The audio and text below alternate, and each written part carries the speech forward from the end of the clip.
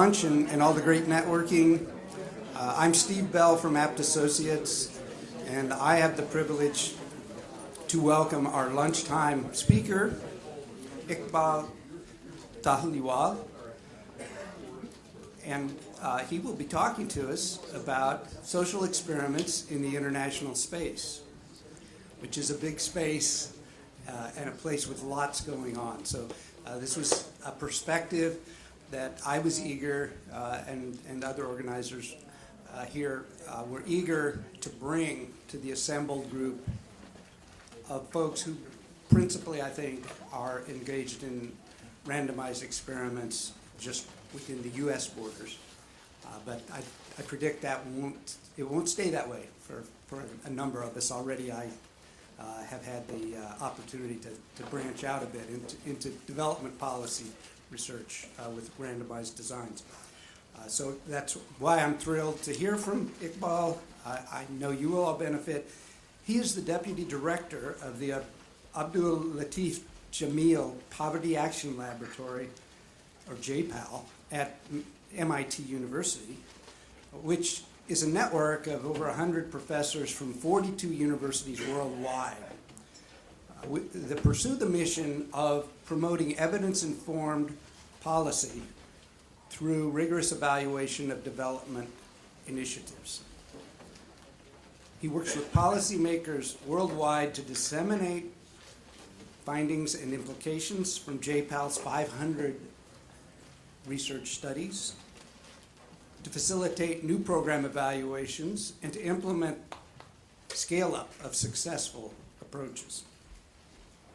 He serves as well as Scientific Director for JPAL South Asia, which is one of 6 regional focal units within the broader organization.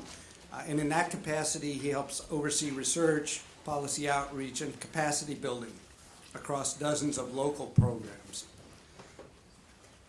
Finally, he's somehow finding time to be co-principal investigator of a very large impact evaluation in India, which is his native country.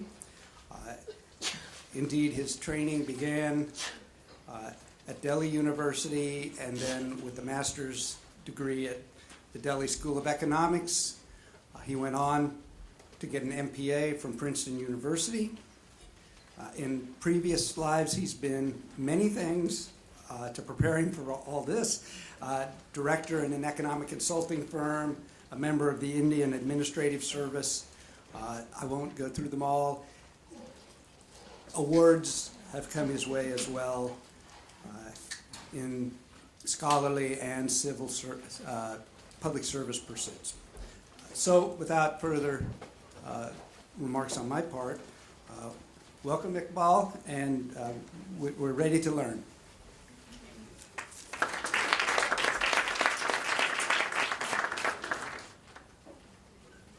I made the perfect slides for your presentation. So in addition to everything else that Steve said I've done, today I happen to have the honor of being your lunchtime entertainment, which when Steve asked me to do, I hesitated because it's a really, really difficult task. I have to make sure I'm fun enough for you to be missing the networking opportunities. And at the same time, I can't be so useful that you have to grab a pen and put down the sandwich. So somehow I'll try and juggle both those things today, and let's see how that goes. It's really a privilege to be here. In a sense, international development evaluations or social experiments in the international development sphere ride on the shoulders of the dozens and dozens of evaluations that happen here in the United States, out in Europe and other countries, and in a sense we learned a lot from those and said, well, if the US is doing it, if France is doing it, if Sweden is doing it, why isn't Ghana doing it, and why isn't India doing it? And I think today I'll try and spend the next hour or so, including Q&A, taking you through the journey, through that journey of taking it to the other countries. I just want to begin by one disclaimer, given that we are in DC and everybody has to give the disclaimers. The opinions here are based largely on JPAL's experience, and Steve has already talked about what JPAL is, so I won't say much. But I do want to say that in no way am I saying these are the only right ways to do things, especially things around policy outreach. There are many, many ways to do good evaluations. There are many ways to try and inform policy based on that evidence. This is what we are observing seems to work, but not necessarily the only way to do it. So what I thought I would do for today is to just quickly take you through what was the motivation for experimentation in the international sphere, tell you some of the surprising results that came from a few of the initial evaluations in the past decade. I think it's important because, in a sense, some of these surprising results helped cement the role of impact evaluations in developing in the international sphere. Then I'll just tell you a little bit about some of the challenges that we face in the path from evidence to policy. Many of these may be very similar to yours, many of them may not be very similar. I'll talk a little bit about some key future trends in international impact evaluations that we are seeing, or we are anticipating, or we are thinking might be on the horizon. Again, it'll be fun to see how those contrast with some of what you think is on the horizon here for the US. And lastly, some contrast with US social experiments. Again, very anecdotal this last bit, and I must say, hearing a lot of people talk in the morning, I was thinking that we are actually far more similar rather than different, so take those slides with a little bit of grain of salt. All right, so you might remember 2010, we had a calamitous earthquake in Haiti. 316,000 people died. I'm deliberately putting the initial estimates of casualties there, which is 200,000 was what everybody thought in the first few weeks, because I want to contrast that with the initial estimate, the initial pledges which were made by people as to how much money should flow to Haiti, which is roughly about $2 billion. So 200,000 people died in Haiti. But if you think about it, the attention that those 200,000 people got, and you compare that to the fact that 9 million children die worldwide under the age of 5 for essentially preventable reasons. The vast majority of them die for reasons which are, if they were fortunate enough to be born in the US or Canada, they would not have died. So that's basically 25,000 people a day, which means there is a Haiti happening out in the world roughly every 8 days. And we don't know, most people know almost nothing about this Haiti. So the question that comes is, why is it that, something like Haiti happens and so much attention goes to Haiti, but almost no attention comes to these situations? Well, there are many reasons. The problems of poverty are immense. You don't really, you can't really see the poverty the way you can see the devastation in Haiti. But we think there is a third reason which is at play, which is that in Haiti, or when an earthquake happens, or a mudslide happens, or a flood happens, in a sense, all of us know what is the right thing to do. You know that the people need blankets, and they need shelter, and they need food. You don't really need to do any sort of impact evaluation or RCT and say, hey, hold on, let me do an RCT whether you really need a blanket or not. But on the other hand, when it comes to aid, how many of us really know what works and what doesn't work? Even if we collect this money, what happens with the money? And this is not really helped by the fact that there are very convincing arguments on both sides of the aisle. So for instance, there are a lot of people like Jeff Sachs who would tell you that we know exactly what needs to be done to reduce poverty. The path is very, very clear. All that the world needs is a blank check. Give me the money and we will solve the issue of poverty. But on the other side are people like Bill Easterly and others who equally convincingly, and with books which also have lots of evidence and graphs and statistics to prove, will say that no, aid really, really does not work. And in fact, all that 50 or 60 or 70 years of aid has done is that it has spawned dependency among people, it has led to corruption, it has led to us taking the eye off the growth being the real driver of reducing poverty, and therefore we should scale back on aid. So in a sense, when you get all these confusing, muddled messages, what is it that you should be doing? What is it that a foundation should be doing? What is it that a bank should be doing? What is it that we should be doing as individual donors? So one thing we can do is we can try and look at statistics. Well, we all know that correlation is not the same as causation, but I still plot, we still plot, if we plot, both the amount of aid that has been going to, in this particular case, Africa, and compare it to the GDP growth. So the red bar is the GDP per capita. So as you can see, from 1960 onward, it's been growing, but it grew a little, then plateaued, and then it's been roughly the same. But on the other hand, if you look at the vertical bars, which is basically the amount of aid flowing into Africa, it really grew a lot. It came a little bit down, but it grew again. So the question is, what exactly did this aid do? The problem, as you heard right in the morning in the first session, is that we just don't know. And the reason we just don't know is because we don't know what the counterfactual is. If we did not have aid, would growth have resembled something like that? That's what probably Jeff Sachs would say, that if you hadn't had all that aid, then in fact the African GDP would have fallen down like that. But on the other hand, Bill Easterly might say, well, no, aid actually curtailed growth, and GDP would have actually grown like the green bar, not like the yellow or the red bar. So what do you do? How do you disentangle all of these things?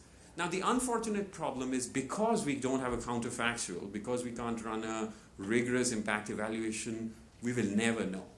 And that is really, I think, one of the biggest tragedies of the last 50, 60 years, and something that whenever I meet policymakers who are in this rush to, introduce the next new program day after tomorrow, come what the impact may be, my point to them is exactly that. What is the rush? Because there was somebody sitting on that chair that you're sitting on 60 years ago who was equally in a rush, and we just don't know whether he did the right thing or not. We just have a bunch of hunches.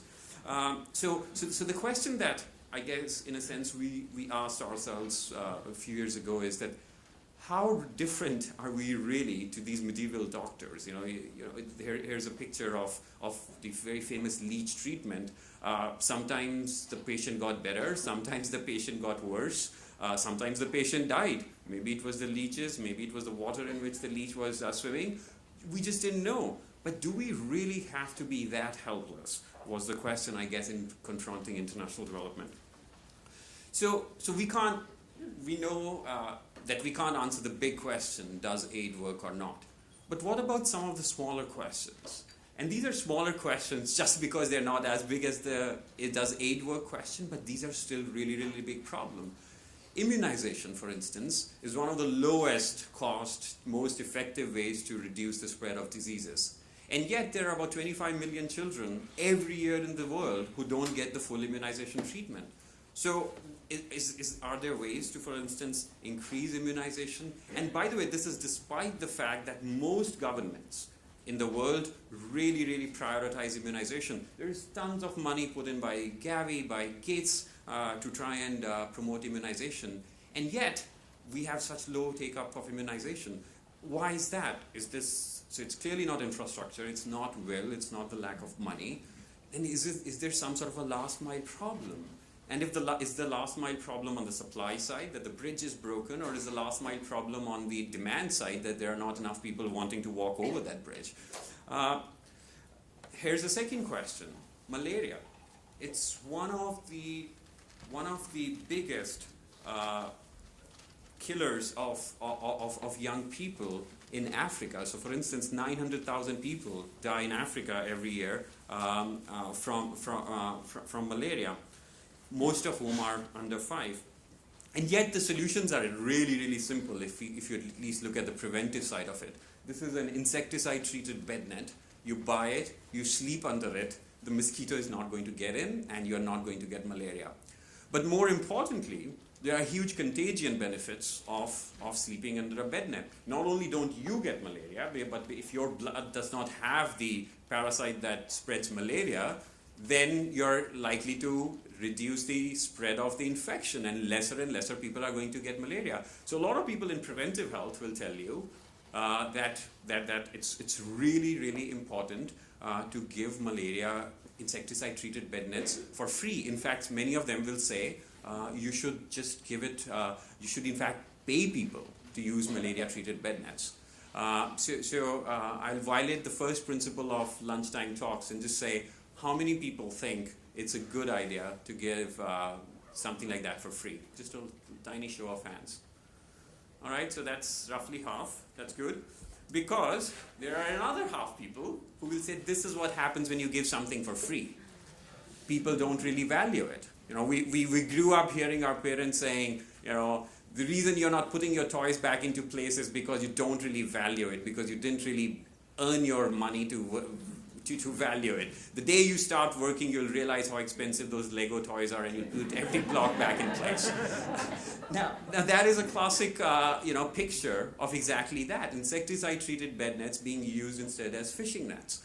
So the people on the other side will say, well, if you just give something for free, of course everybody will take it. But once they take it, they're not going to use it, and they're not going to value it. And by the way, if you're a non-profit, what happens to your sustainability once you start giving things for free? Then even if people realize the value of something being free, they're never ever going to pay for that product. So second show of hands, how many people think these guys are right? Okay. How many people change their mind after hearing the second bit of arguments? Yes, so a few people did. All right, so the question is, now if somebody comes and asks you, can you please write me a check because I want to give free bed nets send free bed nets to Africa, what do? Do you listen to the first slide or do you listen to the second slide? Here's a question, a third question. And I think this question I really, really like, because this is what makes me, this is what made me fall in love with development economics and public policy, and keeps me excited every day. I think the biggest challenge in development policy, and I'm sure it's the same challenge in domestic policy here, is that it's not that there is a shortage of solutions. In fact, I think sometimes, the problem is that there are too many good solutions. And this is a classic case of that. How do you get kids to start coming to school? It's one of those things which has been studied, and there are no shortage of solutions, and I'll come to that in a little bit. All right, so the basic premise of experimentation and international development is the following.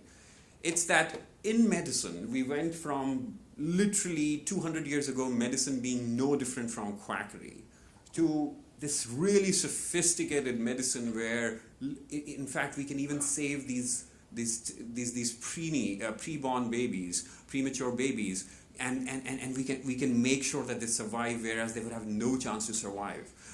For those of you who are interested, this is a picture from Louis Pasteur's experiment back in 1882, when he was challenged by this very famous animal husbandry person who said that there is no way this thing will work. And they said, well, we're going to send the press, you're going to take 50 sheep, and 25 of them you're going to immunize, and 25 you're not going to immunize, and we're going to inject anthrax. And this was almost like the Wilbur Flight brothers sort of a tale, where cameras came on, newspapers reported this, and the bet was this, that the vaccine would succeed if all 25 of the sheep who were in the control group died, and every single one of the 25 sheep who had been immunized survived. As they say, the rest is history, right? You don't really need to know what happened. It was 25-0. And thank God it was 25-0, because otherwise who knows how many more years it would have taken. But similarly, you did a treatment and a control with lice, and you got to the solution. The question was, could we do the same in international development? So here are the answers, or here is the road to some of the answers. So Esther Duflo and Abhijit Banerjee, two of our directors at the Poverty Action Lab, went to this rural district in India called Udaipur, extremely beautiful, very picturesque, and they found that the immunization rates there, the full immunization rates of the children, were close to just 1%. This is after 50 years of independence and a concerted public health campaign to get the children immunized. So the question that they were trying to confront is it that the parents really don't care? Is it that the parents don't really have the money? Because on the supply side, as I showed you earlier, the government was making all the effort. There was Gavi, there was Gates Foundation. So is it really that the parents don't care about their kids or don't have the money? But then you confront this really peculiar situation where in the primary health centers, which are the preventive care arms for healthcare. You see no patients. But in the district or the government hospitals, which are mostly for curative care, you see lines and lines of patients. So parents won't go and get their child immunized for mumps or tetanus or for rabies, not so rabies, sorry, or measles. But when the kid falls sick, they will go there and they will spend thousands and thousands of rupees to get them cured. So clearly something else is going on. Now, if what is going on is that people don't like immunization, there are superstitions around immunization, as, by the way, the slide shows is the case here in the United States, then obviously it's a very, very different and a very difficult proposition to tackle. But the question was, could there be something else driving it? And what they noticed is that on the supply side, yes, we have invested a lot in infrastructure and you've built these nice buildings and Gavi's supplying these cold storage containers with all these vaccines. But who are the people who are supposed to provide these vaccines? Are these doctors showing up for work? And if these doctors or para-nurses are not showing up for work, then imagine I as a parent trek 4 or 5 miles every time with a child who's howling and screaming on my back. And then I get here and there is nobody, then do I procrastinate and then I say, oh, I'm not going to go there. The probability of getting my child immunized are close to 0. And therefore I don't do it.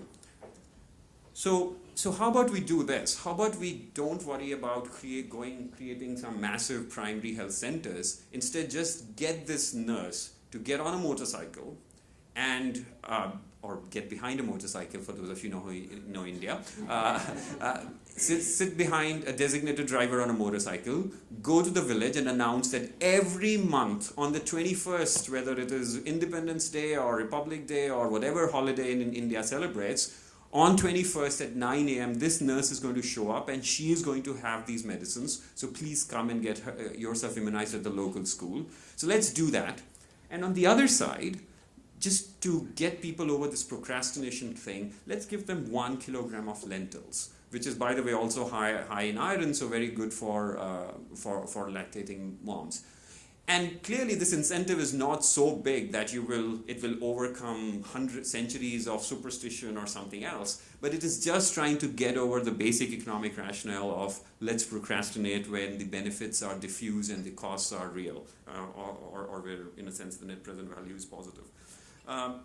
And what do they find? Well, they did these 3 things. As you can say, this is how typically randomization happens. They had 2 treatment arms. I'm sure Steve and others will talk today later about the importance of having multiple treatment arms to disentangle the black box. So they do these camps. They do camps within centers, and the rest are control groups or comparison groups, whichever you want to call it. And here's what they find. Now, because this is randomized, it's a randomized control trial. People earlier talked about, there was a mention of table 1. You can think of this as table 1. So your baseline characteristics are the same. So think about it. In 50 years of independence and concerted effort by all these organizations had gotten us to a 1%, in this case for the control group, 6% rate of immunization. Just providing regular camps in 18 months led to an increase in full immunization rates from 6 to 17%. But even more fun, if you added that 1 kilogram of lentils, you jumped to 38%. For those of you who are in public health and know how difficult it is to move these numbers by even 1, 2, 5, 10 percentage points, this is huge for an 18-month intervention. So all of a sudden, we have answers coming, and let me skip over this slide. We can come back in Q&A if needed because there is a lot to cover. So let's go to question number 2, distributing the bed nets. So remember what the question here was. The question here was the 50% of you who thought that the bed nets should be given for free, and the 50% of you who were worried about the bed nets. So those were the 3 big questions. Now, we don't have to be so helpless, is exactly what we go and try and talk to policymakers. We can experiment and try to get at answers which are based a little bit more on evidence rather than my gut feeling or my instincts, whether people will, what happens when people are forced to pay for bed nets, will they use it, and what happens in the future.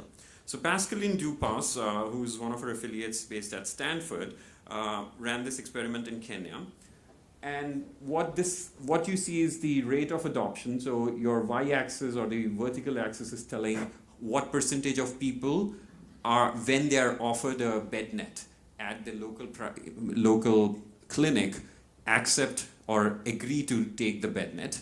And your x-axis says whether the bed net was given for free or at zero price, or at those prices. By the way, the full price of a bed net was roughly $6 to $7. So even the highest price offered, $3, was 50% subsidy, so still a pretty big subsidy. I think the main point that we learned from this is that it's not always the amount that matters, but the action of paying, and the fact that something is positive price versus a zero price is actually as salient as the amount of the price. And this is what you see, a really steep drop in adoption, literally from 100% to 60% at the lowest subsidy level. Now here's the answer to the second question. So what she did is she obviously tracked the people who use this bed net, but because she has now offered this bed net at all those different prices, she can track the use across those different prices. And when she does that, she finds that those who got the bed, so now look at the red graph, and roughly the red graph is horizontal, which means whether you got the bed net for free or you got the bed net at 50% subsidy, you were equally likely to use it. So the people who got it for free were sitting there and saying, oh, I got it for free, so what am I going to do with it? Let me throw it out. They were equally likely to use it. So now comes the third question. What happens? Oh, okay, all this is fine and good. Now they know they started using the bed nets, but what happens a few years down the line when you want to start making these people pay for the bed nets? Well, what she found, and again, so here's what she did. After, I forget whether it was 1 year or 2 years, but I'm trying to, if I have to guess, I would say it's a year. After a year, she went back to her treatment group and offered them a bed net, but this time the bed net was offered at $2. Remember the original prices were 0 to 3. So everybody was offered the bed net at only one single price, $2. No more, no less. And here's the incredible results. The people who got the bed net for lower price were actually more likely to buy the bed net at $2 rather than the other way around. So there goes that argument that once these people get used to free, as Esther loves to put this, people didn't get used to the free, they got used to the bed nets, right? So they used it and they started realizing how valuable this thing is. So here's the third question that I talked to you about, and here's the beautiful dilemma that I postulated. And this is such a raging debate. Education conference after education conference that I go to, people believe that one of those things is the silver bullet for the attendance problem, and they really, really rigidly believe in that. But what if you did impact evaluation after impact evaluation from one country versus another country, tried to think what are the contextual factors, and then started trying to go one step further and say, well, this was effective, but what if was it also really cost effective?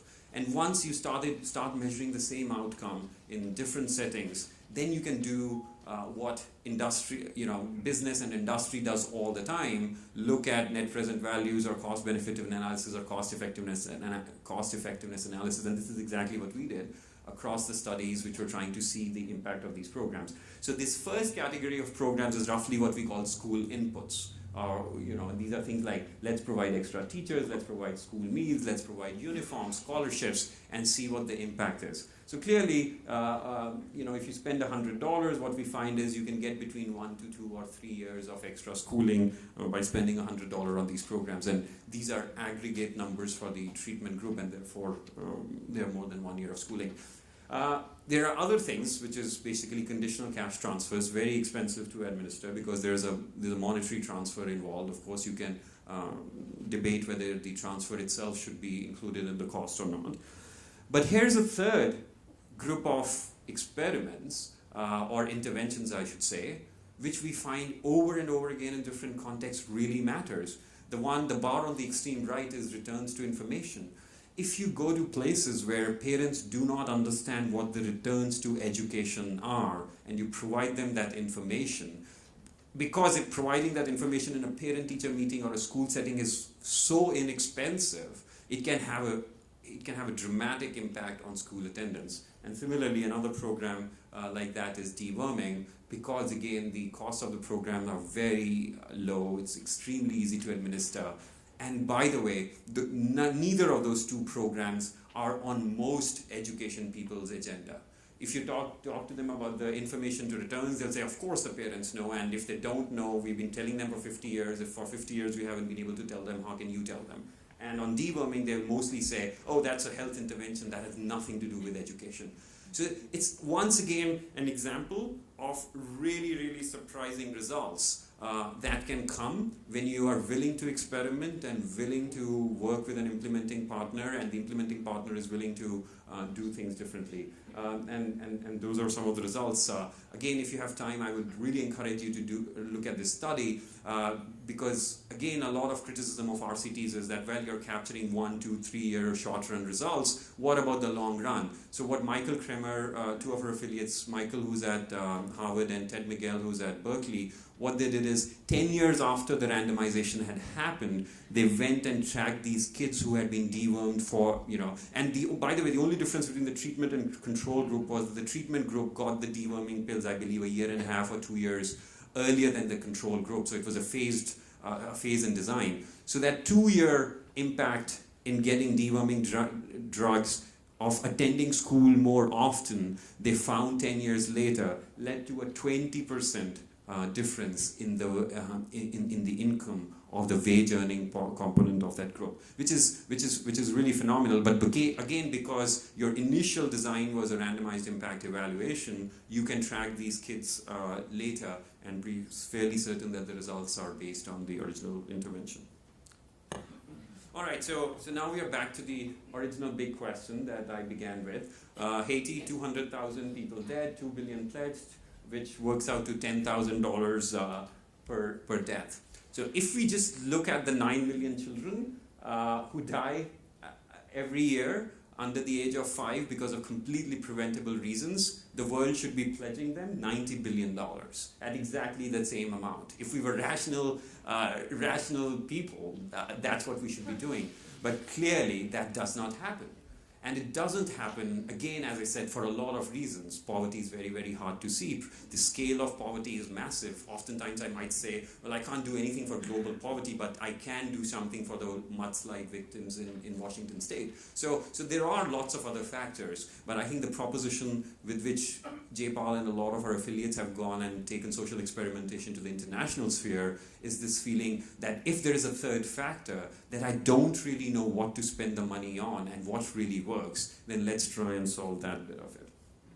And as you can see, that's the cost of a life saved or an extra year of education, and it's really peanuts compared to the $10,000 that you saw on the earlier page.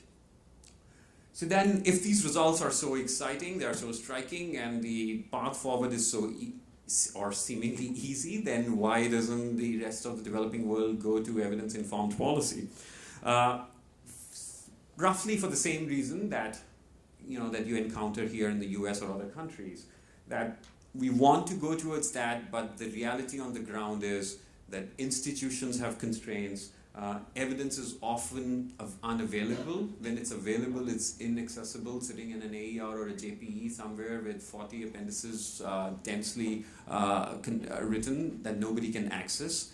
And thirdly, people can really be hard to change sometimes. A lot of people are driven by ideology, by instincts, inertia. I can't tell you how many countries I visit and meet the health secretaries or the health department heads, and they're like, oh, you want me to give the parents of children 1 kilogram of lentils to get their children immunized? Why should we pay them 1 kilogram of lentils to do what they should be doing for their children anyway? That's the right thing to do for their kids. Tomorrow you'll ask me to, and these are the words of one of the health secretaries, tomorrow you'll ask me to pay my driver a bonus to show up on time. And do you really give incentives to people in the US? And the answer, and a lot of people get surprised by the answer, is yes, we absolutely do. The reason most of us get our children immunized is A, because it is extremely easy to go. When you go for your 3rd or 6th week, I don't know which week checkup for your babies, the doctor just has it right there and they give it to the kids.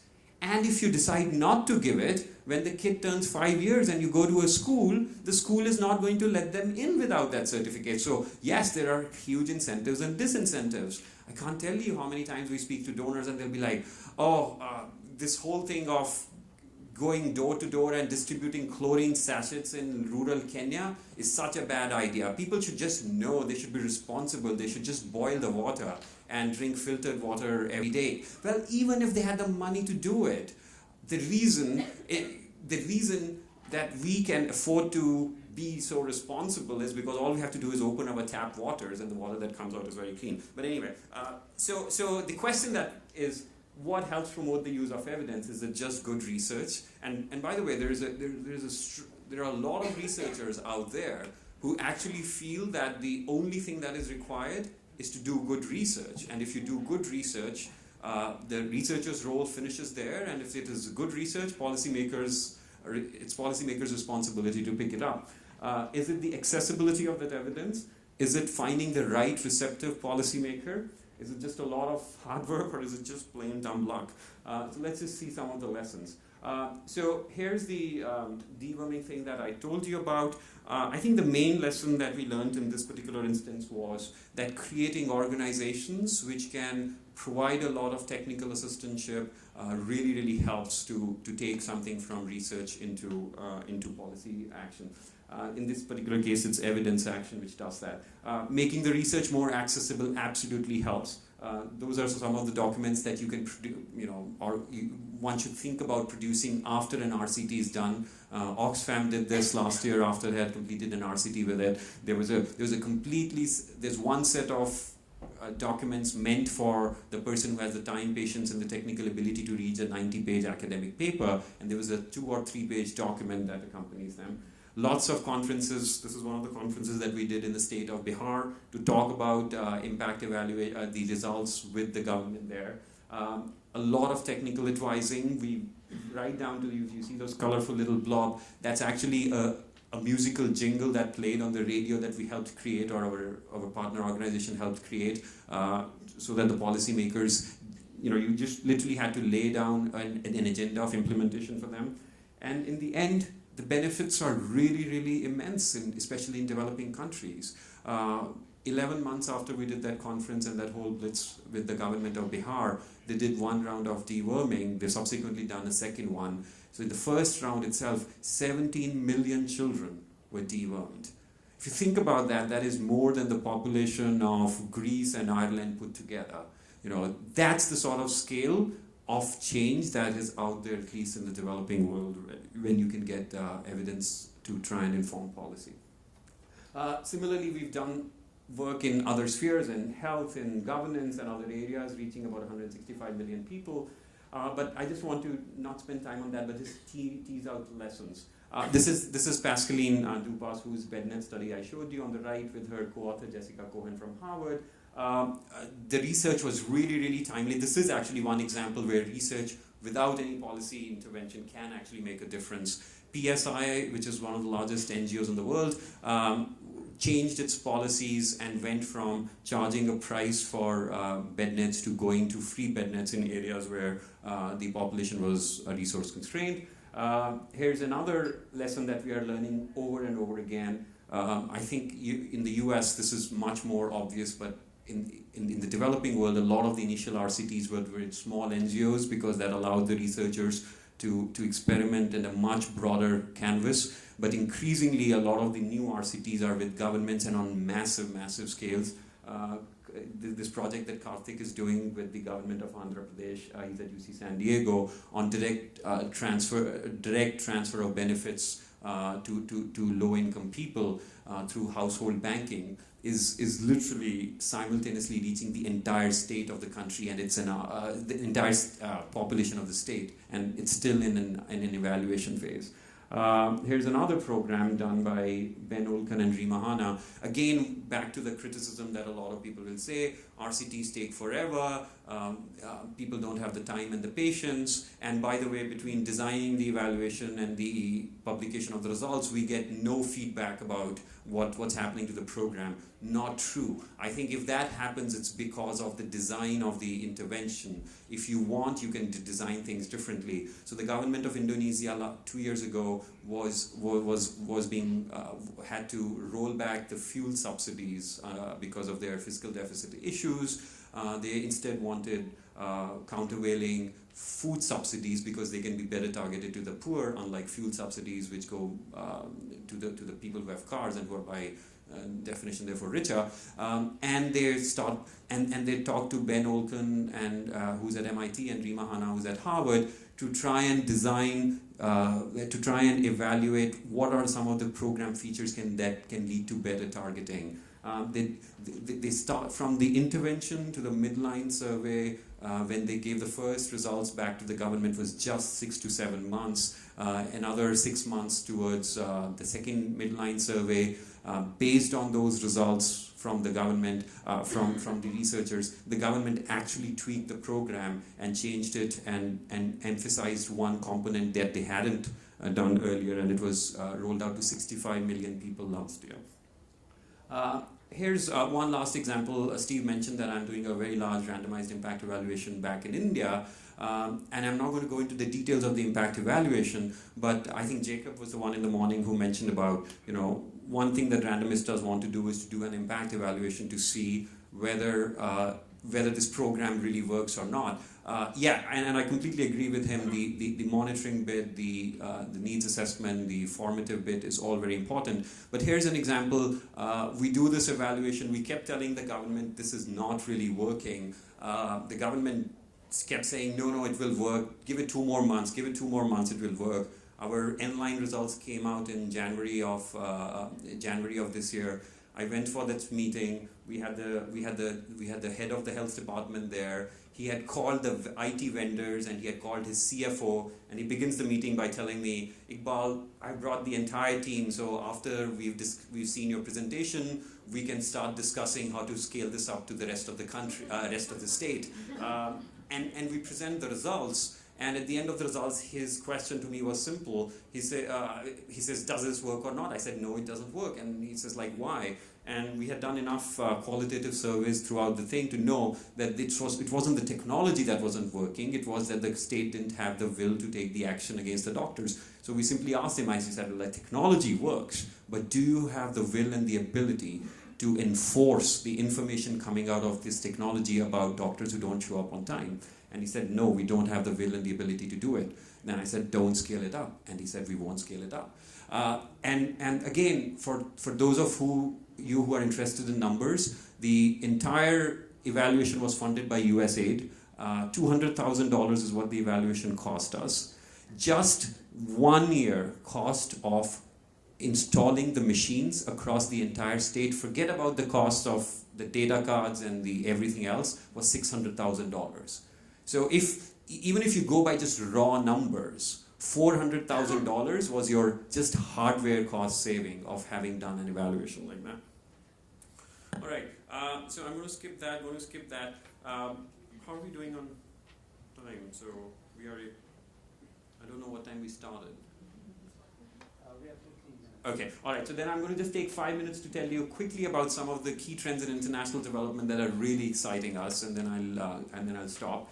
I think the one thing is that in the last few years, and especially going forward, we have really not moved away, but diversified the portfolio. A lot of the initial research was in health, in social services, in education. There are increasingly very exciting portfolio of work happening in corruption, service delivery. There are interventions. How do you make the police more receptive to the citizenry? How do you reduce beating by policemen of the local people? There are things around state capacity. How can you incentivize tax, I don't know the word, scoff or whatever, the people who don't pay taxes to start paying taxes. And by the way, that's done in Pakistan. does community participation really work, or is this just a red herring that is distracting people from really focusing on key areas? Elections, how do you get the media, the voters, and the politicians to do things differently? Environment, we have Michael Greenstone as one of our affiliates who tried his best in the Obama White House to talk about cap and trade. Didn't work, obviously, as you know, in the US. He's now working with the government of India to do a version of cap and trade and do better monitoring in India. We are doing the impacts of small interventions at the house level on how to reduce environment pollution, as you can see from that picture below. Lots and lots of exciting work on behavioral economics and insights, which I'm not going to talk about here. Post-primary education, so much focus on getting the kids to go to 5th grade to enter elementary school. But what about 6th grade, 7th grade? Lots of exciting work. Non-communicable diseases, you know about this.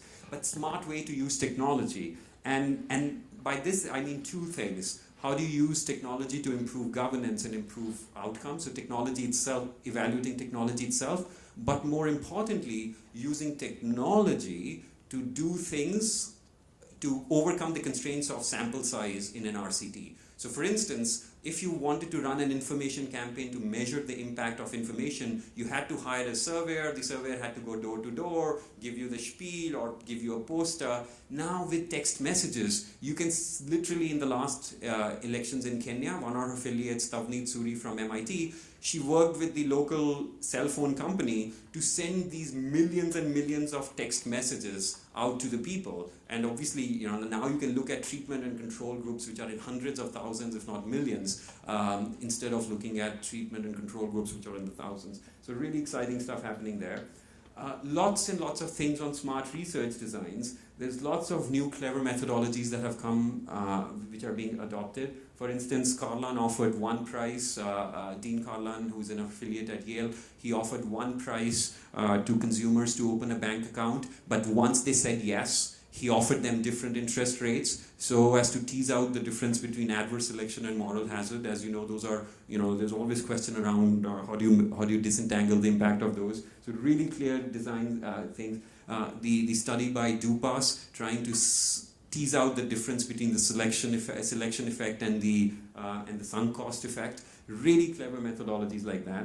I'm going to skip this because the next session I think is going to talk about heterogeneous treatment effects and treatment arms. Lots and lots of work happening around qualitative surveys, and lastly, comparative cost effectiveness analysis. I think there is an increasing movement to say that, okay, even if we don't know how much, even if we won't have enough similar outcomes to be able to do a cost effectiveness analysis, it is very important for the evaluator himself to gather data about the program implementation cost. Because the program implementers, we think, know the cost, but they only know it, part of it, the evaluator actually gets a lot of these cost information. So that's a really exciting time. Another big trend is the use of big administrative and electronic data. I gave you one example of the text messages. Another example is electronic money transfers using cell phones and other things, and there are lots of evaluations being built around that data, which are really exciting. And then I think, again, we are really trying to push the frontiers of bringing research which people hadn't even thought of earlier as, you know, at the realm of economics. Example is Olken trying to measure corruption. How do you measure an activity that is illegal? How do you design an RCT around an activity which itself is illegal? He's done really great work around that. Measuring things like the cortisol levels to understand what stress does to the poor. A lot of innovative things that are happening like that. And this last point that I mentioned, going from NGOs to working with really large-scale governments. And then I'm going to skip this, but again, I think what this slide is basically telling you is that we're really trying out different methodologies to make sure people are not just using the evidence that they commission, but they're also using the evidence that comes out from studies that others commissioned. Because I think it's relatively easy when you do your own RCT and then you adapt the results, but there are so much great research happening out there, and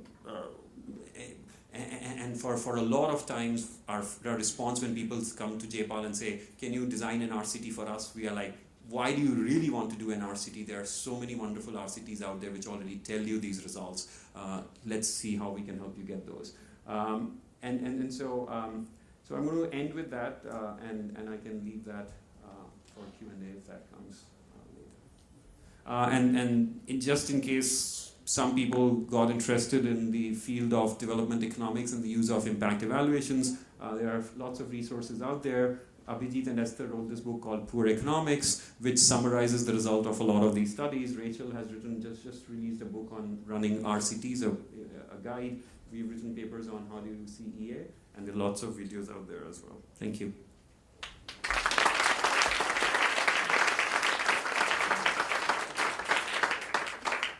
We don't have a lot of time for questions. I'm going to pull rank here and ask if Iqbal wouldn't mind, can you bring up the slide on what's different in your world than ours and share that? That may use all of our remaining 8 minutes, but I think that's so important.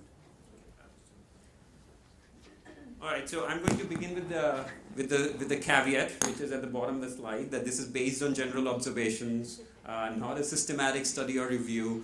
J-Paul just started our North America office about a year ago, so we are obviously now got into the domestic space, and we have about 15 professors who are doing RCTs in the US now.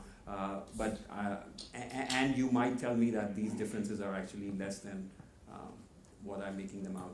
I think one of the key differences is that a lot of the work in the international sphere has actually been driven by academic research rather than by either, let's say, the implementing partner per se going out and commissioning RFPs, or done by organizations like Mathematica or APT, which have done a wonderful work in the US. I'm sure there are lots of it, but I think the studies like that, but I think still that is one point of departure. Now that leads to a few different things, and we face this all the time, by the way, when we are trying to work with USAID and all that. It means that the academic researcher can collaborate with the implementing partner from moment one on the design aspects of it, and then do the evaluation. So when, every time we try to work with USAID, we end up with the exact same problem that was mentioned earlier. They either want advice on the design, but if you give them advice on design, then they cannot guarantee that you will be the one to evaluate the program. Or if they call you at the evaluation stage, then the design is so set in stone that for an academic research, it may not be the most interesting question. He's still happy to answer the questions that are important to USAID, but if he says, but why don't I add these 3 other questions which I think were really important for you, the answer typically ends up being, great idea, but we wish we had brought you in 3 months ago. And I think those problems don't happen.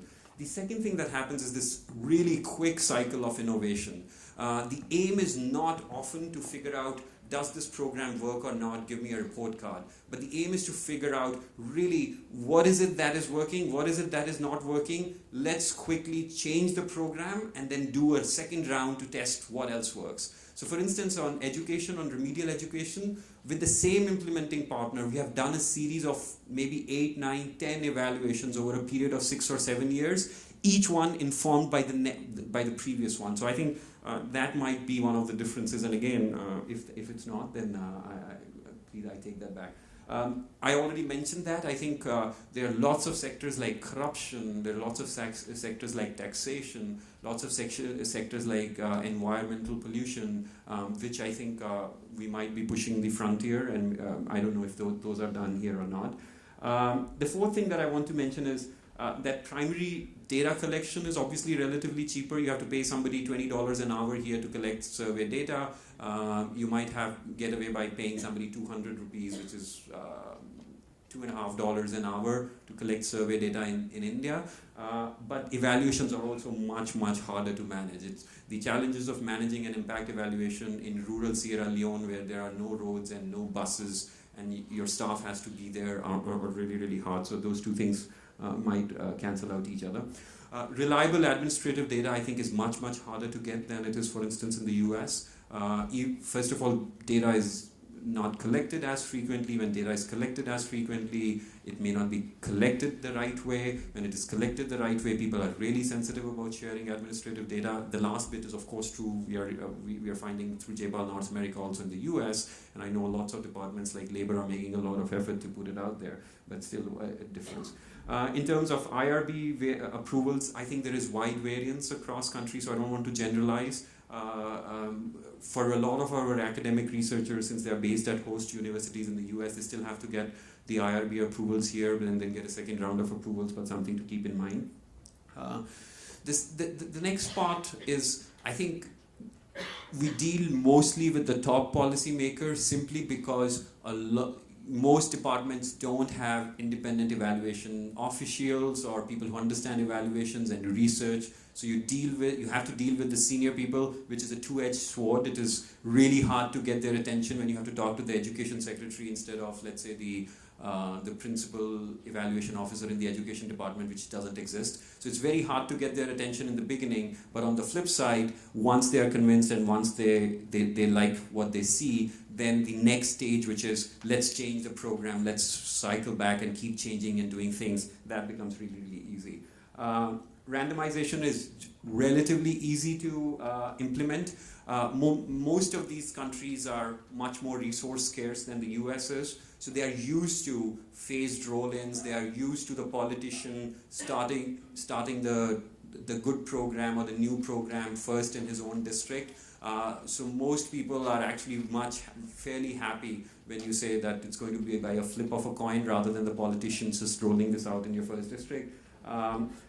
The funding mostly comes from external donors rather than the implementing partner itself, which is really, really freeing because it allows us to do much more, go much more beyond the, narrow is not the right word, but the questions that the implementing partner might have and add what we think are far more interesting questions. I mentioned this already. I think it's almost reverse of the US where, for instance, the Perry experiment or the New Jersey income maintenance experiment all started with the US government, with the federal government. Here, I think most of the initial work was with NGOs, and now we are going to the government, so it's actually completely opposite of how it was in the US.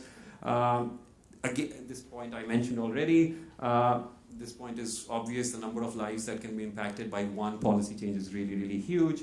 And then point number 13, I don't think is that much of a difference after having sat through the entire day's session. But a lot of the time, what folks need is not really an impact evaluation. They really need process evaluation. What they really need is needs assessment. What they really need is good monitoring systems. And I cannot tell you how many times JPAL goes there and says, forget about an impact evaluation. What you really need are those initial steps, because otherwise we are just evaluating an imperfectly run program. And therefore we invest actually a lot in building the capacity of our implementing partner, and therefore typically a lot of work does start with the sort of pilots that you described earlier. So that's it. Well, thank you for that. There's one eager questioner, and maybe we'll fit in another one or two. Yes? Thank you.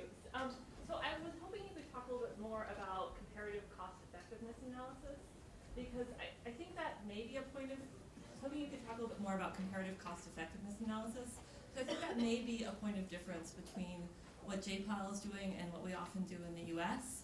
We don't do that much comparative cost effectiveness analysis, and there are a lot of concerns, methodological concerns that are raised about doing it. So for example, is it really fair to compare a program that only targets one outcome to a program that impacts multiple outcomes? I was wondering if you could tell us a little bit about how you think about those methodological concerns and when, from your perspective, it is appropriate to do a comparative cost effectiveness analysis. Great question. And I think, and that is why actually I put that slide out there, the paper that Esther, I, Rachel, and another of our co-authors wrote together. The reason we ended up writing that paper is exactly because of that reason. There are so many of these decision points that are needed in a cost effectiveness analysis, because of which most people give up, and at the end of it they're like, with that many assumptions, what do I really make out of this whole thing? But what we realized when we went and talked to policymakers was, they would say, well, you're telling me to do X. Yesterday there was a delegation from the World Bank. They were asking me to do Y, and day before that there was the representatives from the from JICA, the Japanese investment group, and they were asking me to do B. How do I compare one to the other? So I think the way we think about it is that cost effectiveness is roughly the first step. It is, nobody should be making a decision just based on the cost effectiveness analysis, but I think it gives you a rough sort of a benchmark between these are the programs which are generally in the cost effectiveness range versus these are the programs which are not in the cost effectiveness range. Once you are able to narrow down the range from, let's say, 10 programs to 4 programs, now obviously you should make sure that they are relevant to your context. For instance, if you are in Massachusetts, I would never ask you to do deworming, right? So you take out those and then look at that set, and then you broadly say, okay, now within this subset of 2 or 3 programs, I have narrowed down from 100 to 3 or 4, and now let me use my whatever things I use to make these decisions. So it's a first step. It's certainly not shouldn't be the main driver of project selection. I'll take one more. We'd love to go on, but we have a webcast scheduled in the next panel, which is less than 15 minutes away. Quickly then, please. Yes. Hi, my name is Pia Schneider. I work for the World Bank. We see in the bank an upsurge in impact evaluations on results-based financing in the health sector mainly, so it's performance-based financing to the health sector, to the healthcare providers. So I was just wondering, are you doing also more impact evaluations on performance-based financing? Is that something that you do? I think the question was, you're at the bank, and at the bank you're doing a lot of performance-based financing. Impact, and are we doing more of those? I don't know is the answer, and that's the beauty of my job. The 110 professors, it can be hard for me to know what all we are doing or not.